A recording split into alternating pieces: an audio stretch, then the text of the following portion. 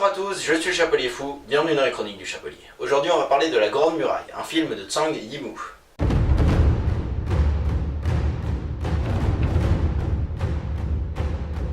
La Grande Muraille, c'est un film avec Matt Damon, avec Jin Chang, avec Pedro Pascal et avec Willem Dafoe. Dans une époque a priori médiévale, William Garin est un mercenaire qui se balade donc avec son pote mercenaire joué par Pedro Pascal.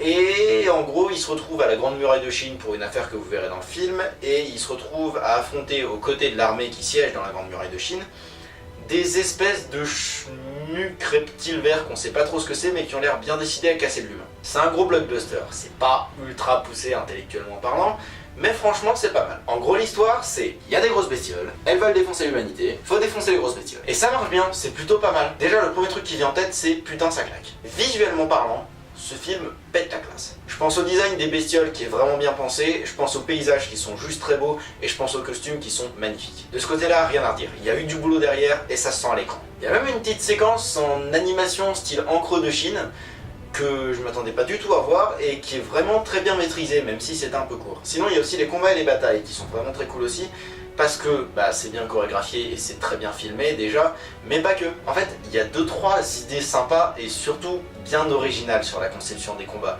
Et c'est bien, parce qu'on n'a pas du tout l'impression de voir toujours la même chose du coup, et c'est un petit peu ça le risque avec ce film-là et avec le genre en général, c'est qu'on a un petit peu peur de voir juste Matt Damon qui casse des trucs verts pendant 2 heures. Et là non, c'est varié, c'est réfléchi, il y a plein de petites idées de mise en scène qui redonnent du souffle au film à chaque fois, et du coup c'est bien parce qu'on n'a pas l'impression de voir 15 fois la même chose et de se faire chier. Et d'ailleurs à certains moments, visuellement parlant toujours, ils partent dans des délires mais qui frisent le cartoon. Et même si ça sort un peu du film, ça fait du bien, parce que ça rafraîchit avant de repartir en prendre plein les yeux. Mais bon, il y a quand même 2 problèmes au film, et malheureusement, c'est le début et la fin. Déjà le début part pas ultra bien, la réal est un peu chancelante et il y a des choix bizarres dans la mise en scène. Et c'est dommage parce que ça donne une fausse image de ce que sera le reste du film, à savoir très bien géré et bien réalisé. Et la fin,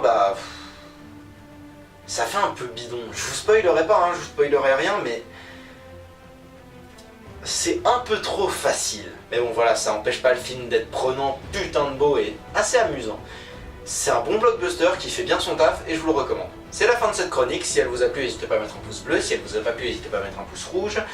Comme d'hab, si vous avez des avis à donner ou si vous avez des questions sur le film ou sur la chronique, mettez-les dans les commentaires, c'est juste en dessous, c'est là pour ça, je vous fais confiance.